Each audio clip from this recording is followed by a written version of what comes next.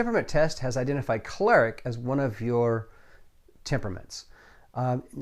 This basically means that you don't care what you're doing as long as you're doing it your way, and you want that in a group as well as an individual. You're the extrovert, you're a doer, you're an optimist. You look at life from the glass as half full perspective, and you want to make sure that people keep it that way because you want to be in charge. Choleric's emotions are, you're basically a born leader. You have the ability to be able to take the bull by the horns and make sure that things are headed in the direction you believe they should be going.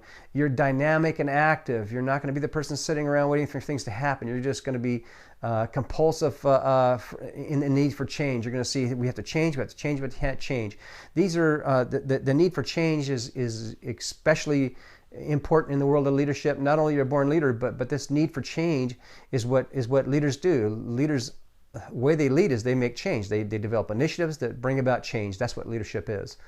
You must correct wrong. When you see that things are wrong, you see a system that isn't working properly, a manager that isn't working properly, you see that it needs to be changed.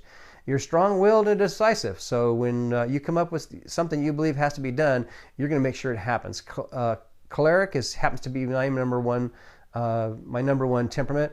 And so people around me know that, hey, Mike decides something should be a way, and he pushes pretty strong at it. Now, over the years, you mature and learn to be tactful about it, but it doesn't mean that you're still not in it. Leadership, wanting change and wanting things to go for the better. Choleric people are important because of that. They cause the world to grow. They're the people that build value in life to a large extent, or at least they encourage and move the projects along for the people that do make the change, especially in the case of the technology world.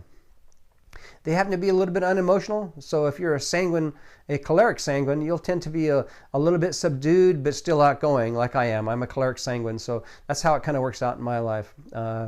You exude confidence. You're confident in what you've decided. When you believe something should be done one way, you're confident that that's the way it should be going. You can run anything. You feel like that anything that comes along, you don't have any trouble with it. You can take out the reins and you can make it work, and you have confidence that way. So as a parent, you exert sound leadership. So everybody in the family understands that there are certain things that you do and certain things that you do not do. They understand where you're going as a family, what you believe is the right way to do things as a family.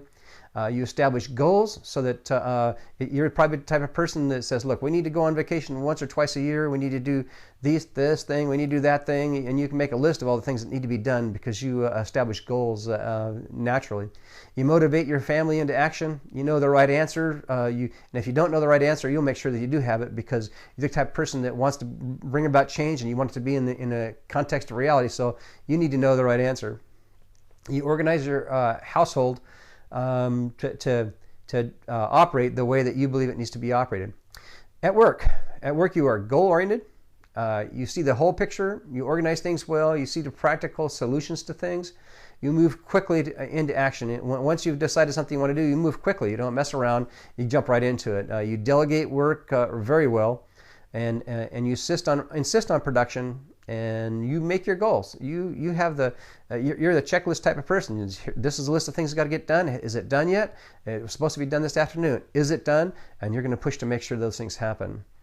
You'll stimulate activity and you thrive on opposition. When somebody has something that they come against you and say, I don't think we should do it that way, you just might get a little bit hot under the collar. You'll push for your way. And this is one of the weaknesses of the choleric, and it's helpful to understand that you might not have all the answers. Just sit back and try to find all the data points. What is it that you don't know that somebody else knows that might make them come to a conclusion that's different than yours?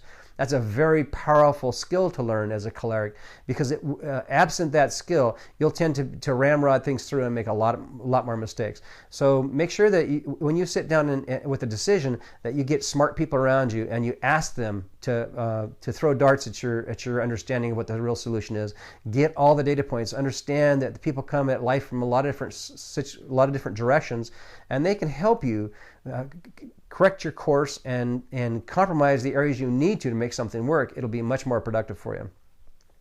Now, as a friend, you don't necessarily have a need for a lot of friends. You enjoy them maybe, but you don't need them. It depends on your other temperaments. If you're a sanguine, you're going to find that you enjoy having groups of friends. You'll work for a group activity. You'll find things that are going on, and you'll end up wanting to lead them, but you'll get involved in organizing group activities, and you have a tendency to be right about a lot of things, and people will come to know that about you, because it'd be embarrassing for you as a cleric to be able to say, look, I want to do this and this because of this reason, to find out the reason was incorrect or find out something's incorrect. So you'll know ahead of time, and because of that, you're normally going to be right. And when it comes to emergencies, now you're going to be very good in emergency. You're going to be able to set direction. You have this command about you that says, we got to do this, we got to do this. So you're going to be happy as long as everybody's doing things your way.